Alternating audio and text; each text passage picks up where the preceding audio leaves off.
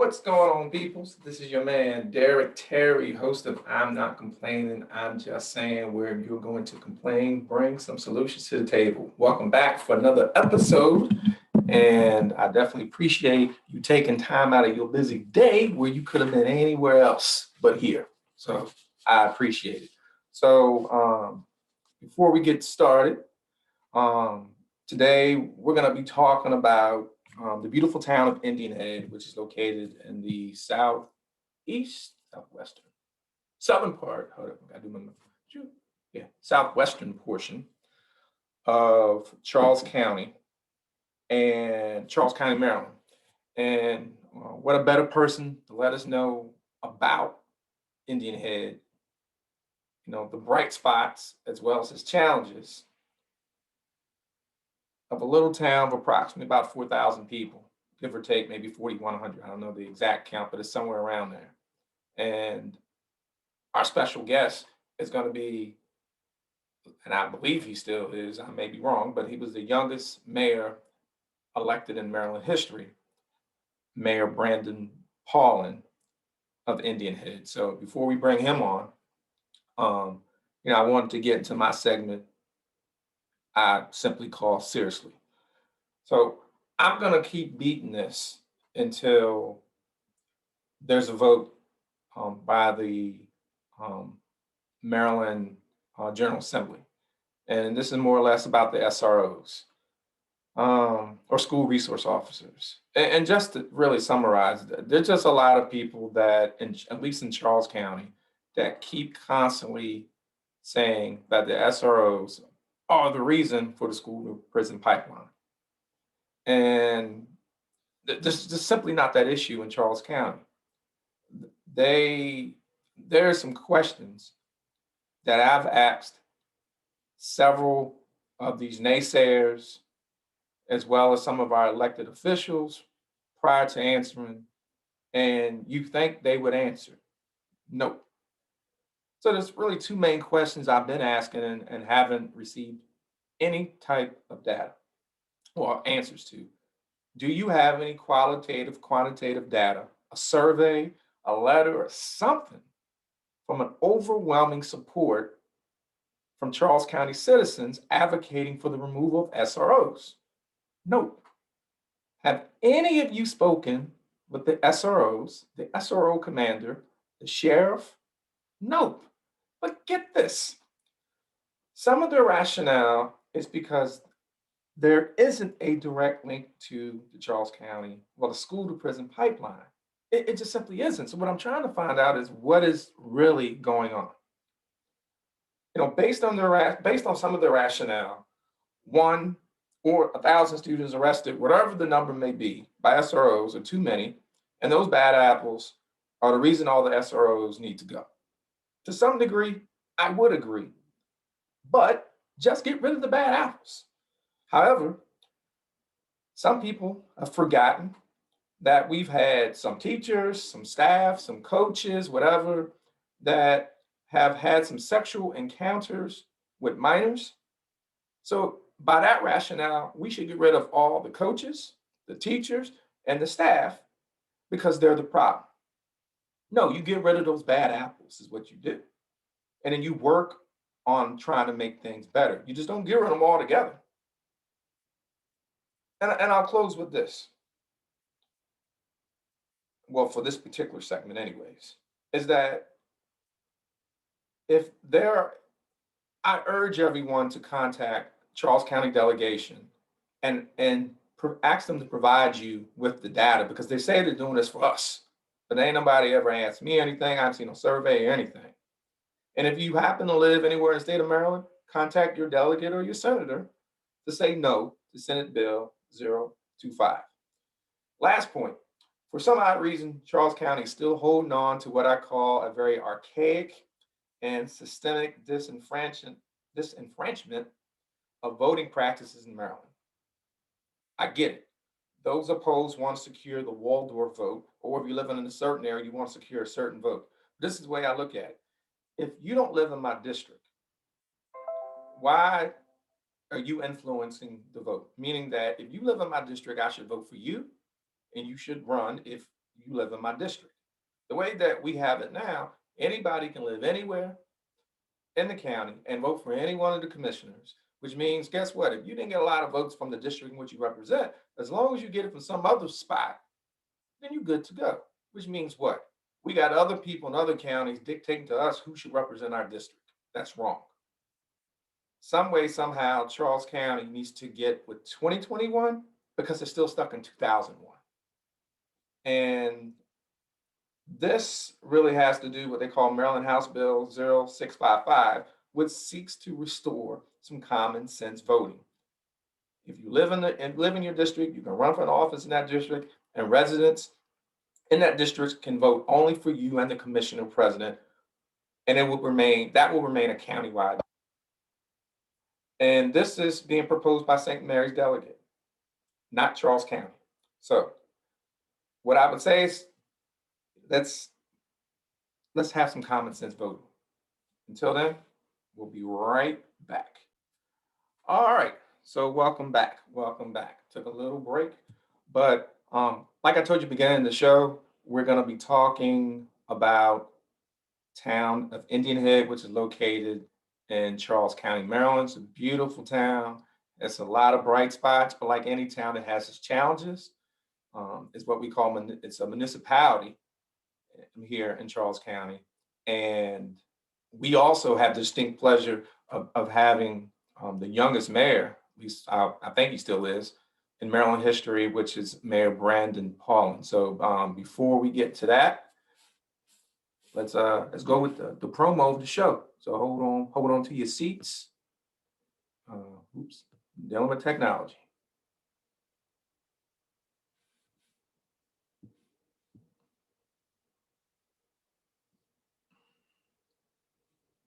You know what? How about, oh, there we go. You know what? We're just gonna skip that. How about you don't skip it? I don't feel like dealing with it. We're just gonna skip it. All right. So what I'm gonna do, I'm gonna go ahead and bring in our special guest. So I'm gonna bring them in. And I want everybody to welcome Mayor Brandon Paulin from Indian Head, town of Indian Head in Charles County, Maryland. So welcome. You mind if I call you Brandon? Because yeah, you want me to call you Mayor?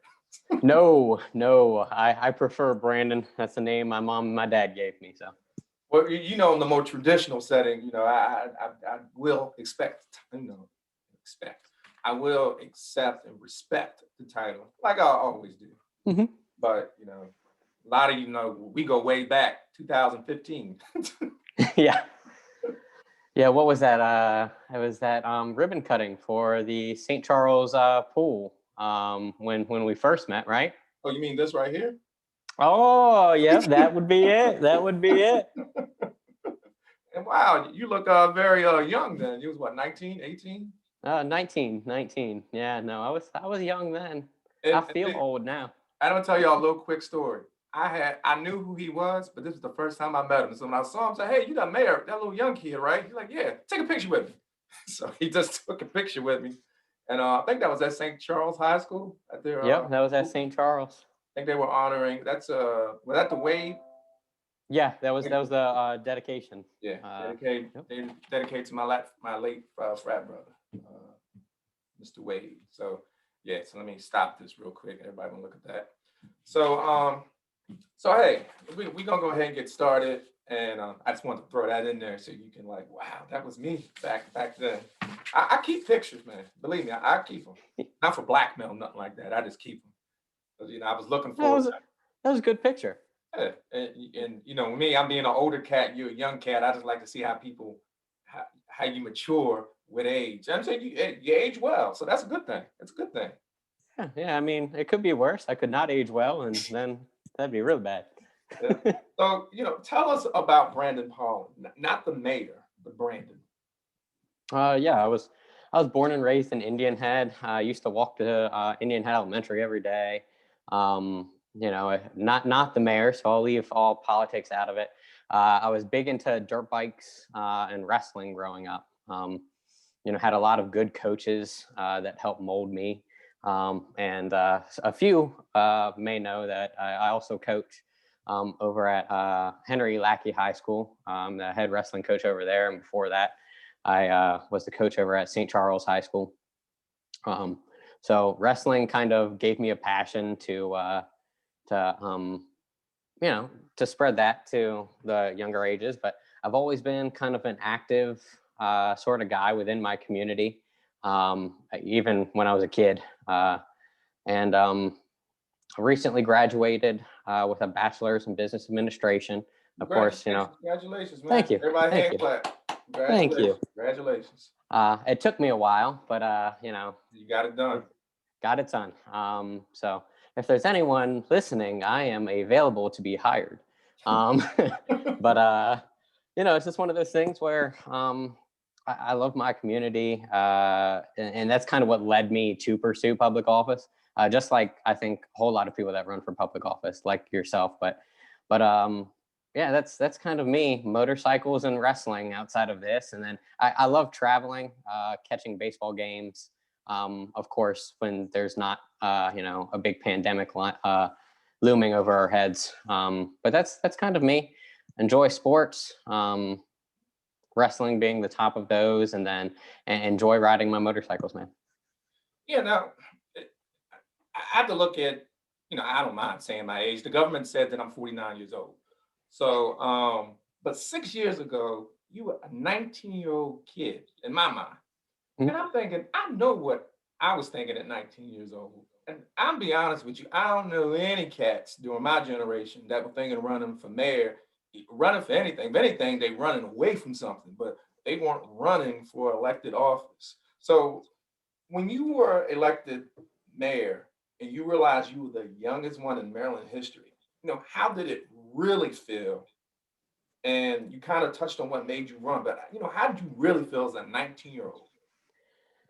So this, I gotta get into a little bit of backstory here. So, I obviously had gone to town meetings for years and years. Went to my first one when I was 10, first budget meeting when I was 13. So I'd always been involved. Whoa, wait a minute, stop, wait a minute. Okay. You did first budget meeting when you was 13? Yeah, I went to a budget public hearing so I could get to understand what, our local town government was spending their money on. And at 13? At 13. Yeah. I Man, I don't know. I don't even think I knew what county government was at 13.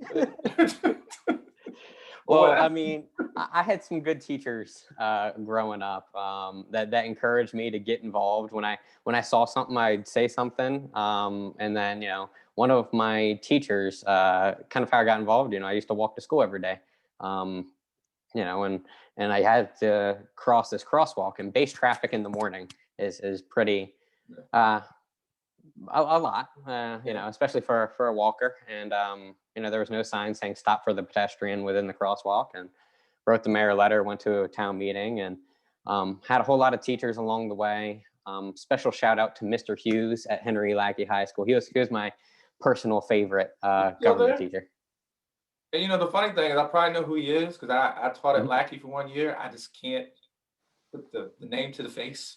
Yeah, he was my AP government and politics teacher when I was in high school. But we used to have these discussions, and my teachers always encouraged me. So I always thank Charles County Public Schools for pushing me towards being involved.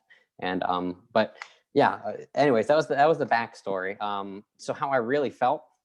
I felt like I had ideas that I wanted to implement, and I had talked to people about these ideas, but honestly, in Indian Head, you run for 3 seats, and the person that gets the most votes becomes mayor, second most becomes vice mayor, and third becomes councilman. Well, there are people, Dennis Chesley and Ed Rice, who had been in town government, in some form of capacity on the council for, I guess a combined experience of about, 50 years. So I was honestly thinking I was going to get a council spot, maybe vice mayor if I got lucky. And then it ended up being a complete sweep of all new people. So I was, to put it in kind words, dude, I was terrified. I was like, oh my gosh, what did I get myself into? But I was quickly put at ease. Our town manager, Ryan Hicks, uh, has been phenomenal. And our town staff have a wealth of experience. So, I had the right group around me to help me and help guide me along the way. And that was really pivotal. But that first moment was oh hell, what I get myself into. But yeah. Yeah, I was kind of thinking the same thing. 'Cause I'm just like knowing my mindset. This 19-year-old kid telling me what to do. Because I know you to some degree had some administrative control over certain people because of your title. And we won't go into all that, but I'm just thinking as a 19-year-old, and then thinking of that 30, that 40-year-old, like this kid. But I haven't heard anything outside of the ordinary. So the way I look at it, they elected the right person. You were there, and you've been doing a phenomenal job. So tell us about the town of Indian Head. Okay, town of Indian Heads. The gem. I always called it like a Eden because it is between two bodies of water on the peninsula. With Potomac on one side and the Mattawoman Creek on the other. We're a wealth of open space. We have the lovely Village Green with the pavilion where we have all of our small town events. Of course, when we can. Um, the biggest thing growing up for me was that 4th of July was, we've always had awesome fireworks on the 4th of July. And I self-proclaim it the best fireworks in Charles County. But it's a wonderful town to grow up in. I always liked stopping by, C&D's carry out. And it was one of those things where I always knew everyone growing up. And not because, I was a social kid, but I didn't have to go out of my way to talk to people either. So you still had that small town feel to it. But probably about, I don't know, it's probably about 20 to 30 years ago. As I was growing up, I saw things start to leave town. And many people know that, the base, used to be, this large institution that employed 12,000 people. Well, at one point in time, the base kind of shrunk down to, I guess it was under 1,600 people at one point in time, but now it's growing again. So that number is back up to about 4,500 people, and you're starting to see businesses and different activities start to flood back in. But the town's always been kind of tied to the base. When you hear Indian Head, you think of town and base. It's one of those things where as the base does well, Indian Head will do well. Just because we're bringing that industry, there's a reason for people to come in.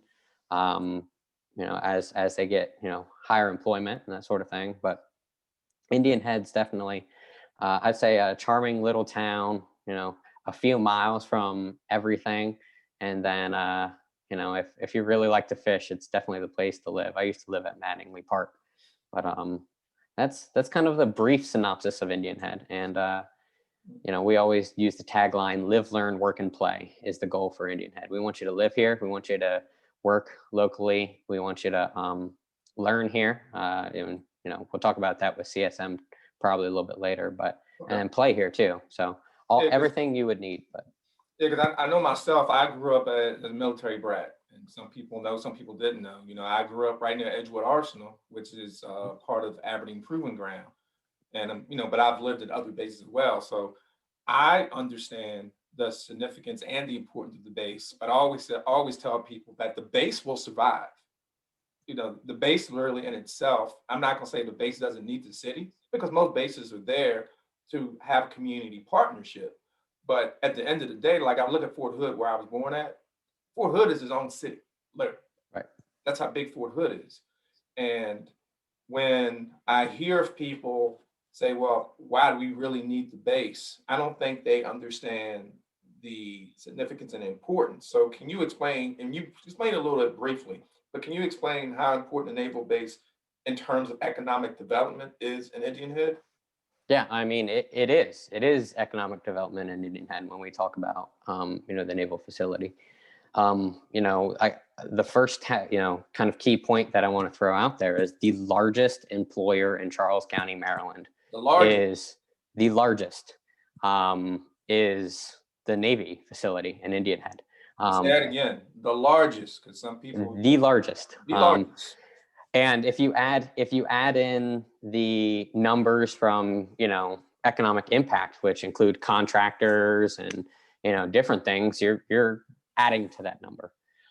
So first of all, I mean, I guess this was back in 2017, 66% of people employed at that base work in Charles County. So that's a big number. And then almost 700 people just in town, of our town of 4,700 people work on that base.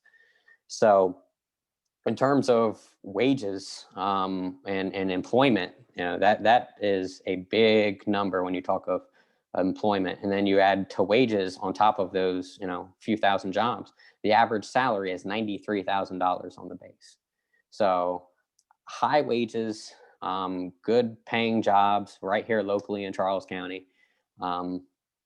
That's really significant. And then you have the kind of outliers of that, our food establishments that, are in town, depend on kind of the basis lunch hour to, make a living. And then of course, the town people, are heavily supported. Like these businesses that are in town are heavily supported by, townspeople, but, without that base number coming through, our town every day, it would be a drastic increase because, we don't have a through highway like a La Plata or a Waldorf has. So they have that, nice traffic coming through of, people just passing through.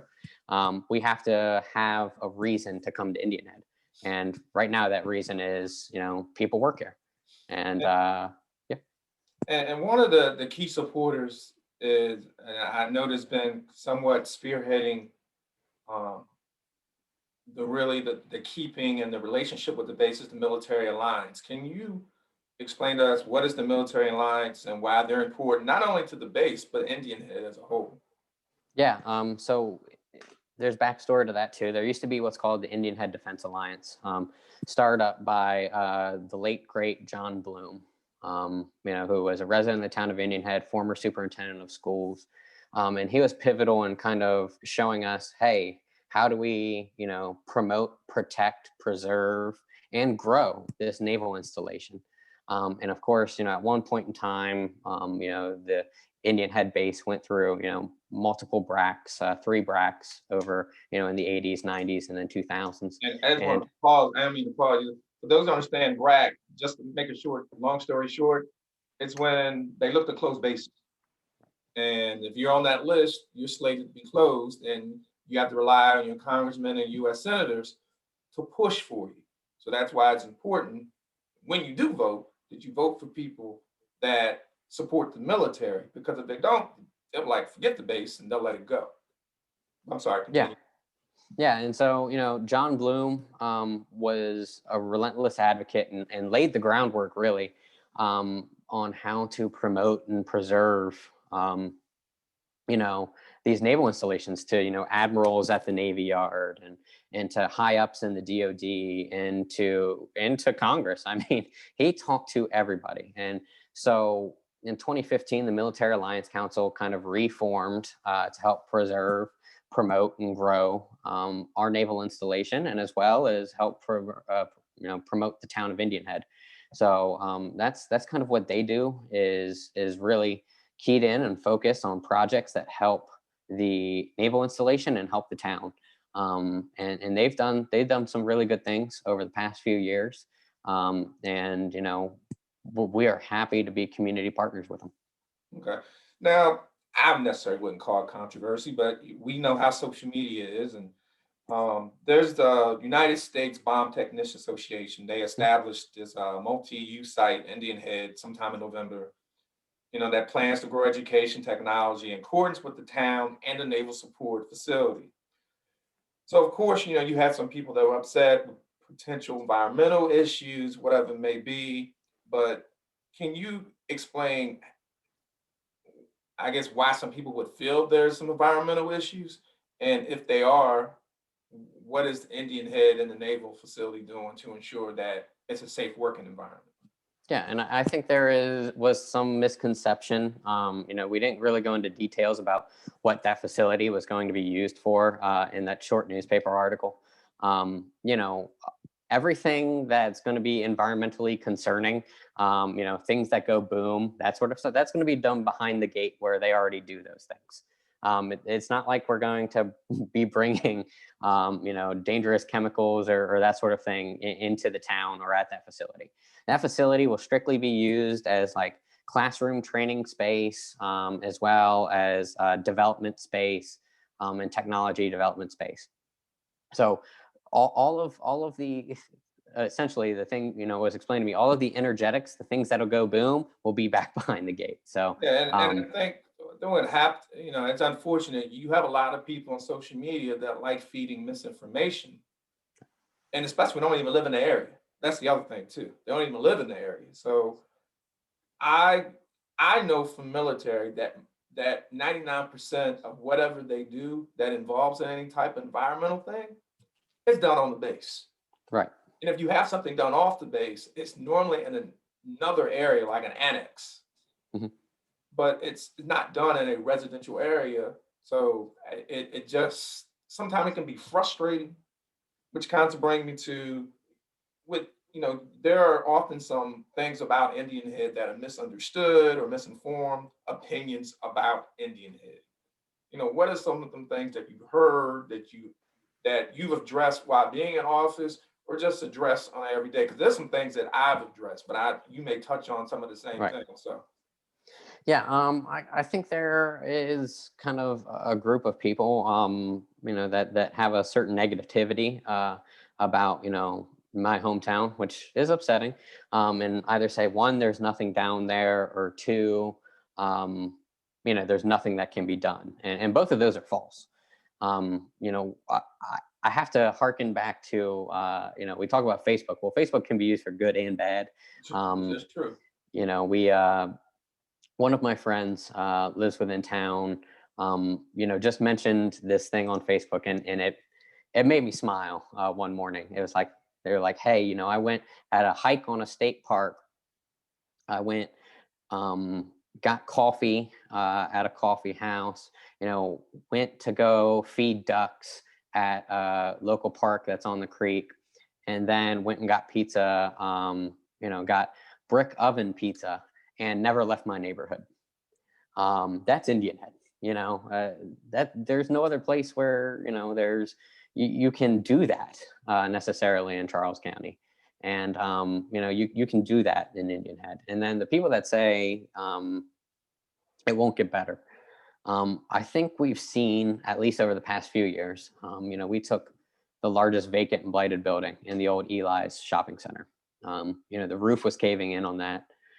We were able to work out a deal, with a developer, and through some grant processes that were made available to us from the state's Department of Housing and Community Development. We were able to work something out to get the College of Southern Maryland to invest in the Velocity Center. And of course, once COVID is over, they'll have things there, Yeah. and that'll be kind of an economic development asset. We called that the catalyst. We really thought that is going to be kind of the first of many. And then sure enough, USBTA, is working on developing their presence across the street, and we're starting to formulate a little technology campus on both sides of the highway there, for professional development opportunities, places where you can go and get an education, places where you can go and learn, and other people are coming into town for a reason. And then we'll see more business development off of that too. So one, I'll say economic development takes time. I mean, it just does. It's not, hey, grocery store, come on down. I would love to have a grocery store. I mean, that's anyone who lives in the town of Indian Head, knows, hey, I would love to have a grocery store. Yeah, But and just really to put things in perspective, Indian Head doesn't even have a full-fledged commissary. So right. when I found that out, that told me like, wow, for people that live on the base and around the base, they literally have to go to, I think it's Food Line. Yeah, Food Line Yeah, and Food Bryan's Line. Road is the closest, Yeah. or or shout out to a small business, Gray's store, Gray, over Grays or Grays? Gray's, Gray. Grays. Yep, Shout out Gray's to Gray. Brothers Market. It's a little past Henry Lackey, tiny little Oh, I know what family-owned you're talking about. store. I know exactly what you're Mhm. talking about. They sell subs and everything there too, right? Yeah, yep. I They know have exactly. subs and some small groceries. So I can't forget to leave out the little guy, especially during the pandemic. So Yeah, I've been there you plenty know, of times. They make some good subs. they do. Uh, They do. They make some good subs, and they also have fresh meats, and a butcher shop right there. So, but we understand that our residents have said we want this grocery store, and economic development doesn't happen overnight. As we attract more and more employment opportunities, companies, people that are willing to work with us, it'll come. And an Indian Head along that commercial frontage, we have the space. Um, so just because the old grocery store, that closed in 1999, the Super Fresh, just because that's being filled up with, the Bomb Technician Association, United States Bomb Technician Association, just because that space is being filled up doesn't mean that, a space can't go into another one. And that reminds me to mention, for those listening, there was talks pre-pandemic for an Indian Head Food Co-op. So go like their Facebook page, Indian Head Food Co-op, join in the movement, because that's probably the quickest way we're going to get to having, that produce and different things in town is using the food co-op model. But that requires everyone to chip in and be a part. all right. So you as well as the residents, y'all have been able to do a lot of significant and what I would say um, slowly progressing things to boost um, the economic situation, the Indian Head. So some would think, well, wait a minute, the county should be helping out, but what some people don't realize is that the town of Indian Head is a municipality, which means that there's benefits to it, but you also have some challenges. So what are some of the current benefits of being a municipality, and then what are some of the current challenges that you're dealing with being a municipality? Yeah, I think the benefits is, our residents in Indian Head are still Charles County residents. And, we've been able to work with the commissioners on a few different projects. The commissioners helped put some funding towards the Velocity Center. I don't know if it was this past budget year or the prior budget year, but they made a commitment for multiple years to contribute towards the Velocity Center. And Charles County Economic Development has helped us on a few different things. Of course, we are our own municipality.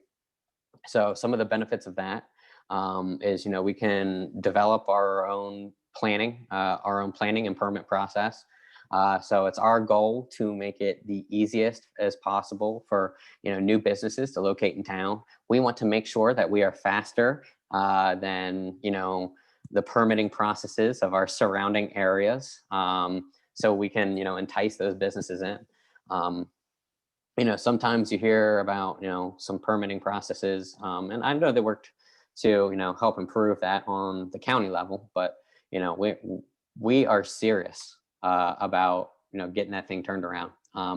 So our staff, our permitting is all in the same building as the rest of our staff in our tiny little town hall. And, we work to make it a point to expedite things through the planning process, while still maintaining that same level of integrity in terms of safety.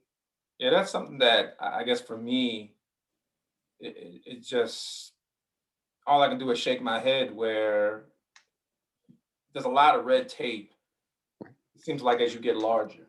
I don't know, it's because to get extra money, whatever, but if whether it's local, state, or whatever, if it's about promoting businesses and being business friendly, then you have to find a way to make the process easy. No one's saying, hey, um, try to go through hoops or try to do some things you shouldn't be doing. Because if the way the state of Maryland looks at it, there's nothing wrong with your permit, right? Does your permit have to be approved by the state of Maryland?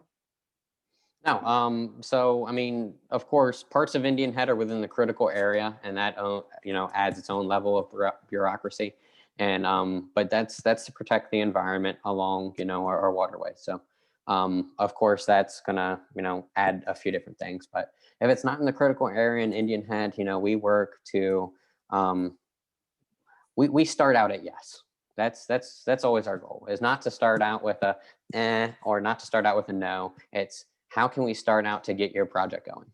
And that's kind of been the big thing, is making that easier. Everything can be done at our town office, from start to finish. Our planning commission is full of receptive individuals, all town residents, all a few business owners in there as well, to make things streamlined as possible. And they understand that if they can make sure the next business comes in, of course, we're still maintaining safety standards, making sure that they follow the codes and everything. It's not just like, okay, pop-up shop, there you go.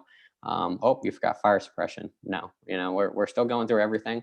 We're just doing it in expedited fashion, because we know that, we only get one shot, to change the narrative in Indian Head, is when someone comes knocking at our door to do business with us, we only get one shot to impress them, and their friends. One time to make a first impression. Yeah, so we gotta be good at what we do to make sure they tell their friends, so we can get more investment. Because if we can do it right 99 times, but if we do it wrong on the 100th, our name is dirt. So it's one of those things where you got to do it right 100% of the time, and we got to make sure that we're giving it our all to prospective businesses 100% of the time. And that's kind of what attitude that I have kind of put forth, and wanted to project onto town staff, and our planning process was just that. Okay. So before we close, I got to ask you, Mhm. you have any future political aspirations next election or down the road? Um, You ain't got to answer.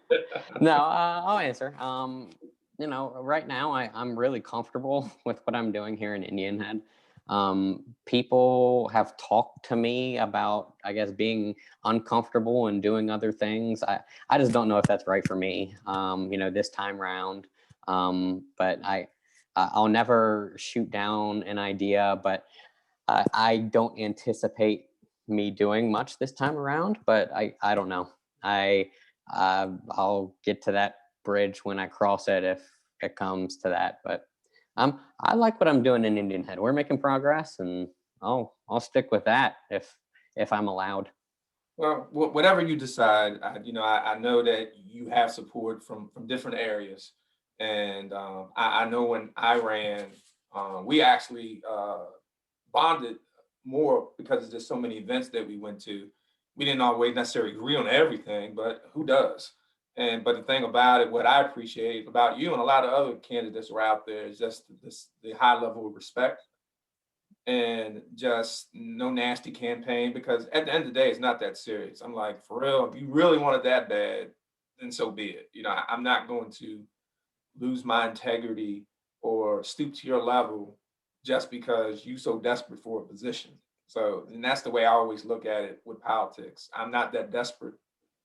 Some people are, and some people get it because of that. It's not a good thing or bad thing, but at the end of the day, the only thing you have is your word Yep. and your character, and you can do 100 good things all day, every day. Not one bad thing. That's what people will remember. So, and I can say that I'm fortunate and blessed to know you, have you as a friend. But I know the town of Indian Head appreciate you a whole lot more because of the things you've been doing, and I definitely appreciate it. So, you got any closing remarks? Big thing right now is I've just been encouraging everyone to support your small businesses.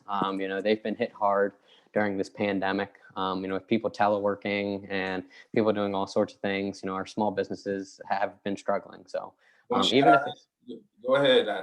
yeah, People don't pay for this show, and I don't pay for it neither. So, if you want to shout out a business, shout out me. okay. Go check out Obo's, Michelle's, Clarity Coffee Shop, Dale Smokehouse, Grinder Seafood, all of them, they need your support. And then, our local nonprofits in town, like Indian Head Center for the Arts. Obviously, they can't open up their theater right now. So if you get a chance, check out their website, Indian Head Center for the Arts, or Black Box Theater, or just Google it. And then, I think they have a donation thing somewhere on there. So make sure you go and support our businesses and nonprofits. So, there's places to go and things to do after we all get out of this pandemic. And what I'm gonna say is go check out Indian Head. Absolutely. Check out Indian Head, you'll check out all that as well. Hey, once again, I appreciate you, Brandon, being on the show. Definitely once we get back to some sense of normalcy, let's try to catch up. But thanks for not only telling us about you, but also telling us about the beautiful town of Indian Head. So I wish you continued blessings and be safe, to you and your family, as well as the citizens of Indian Head, but in reality, the citizens of Charles County. So once again, thanks. Hey, thank you as well.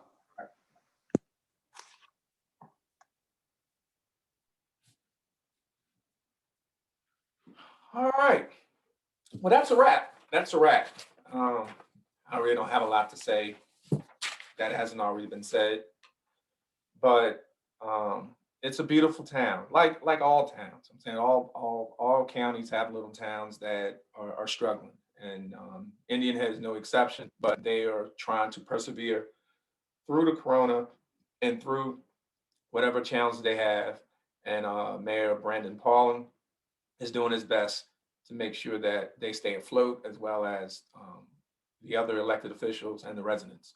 So until we see each other next week, remember, if you're going to complain, bring some solutions to the table. This is your host, Derek Terry. Until we meet again, peace and blessings.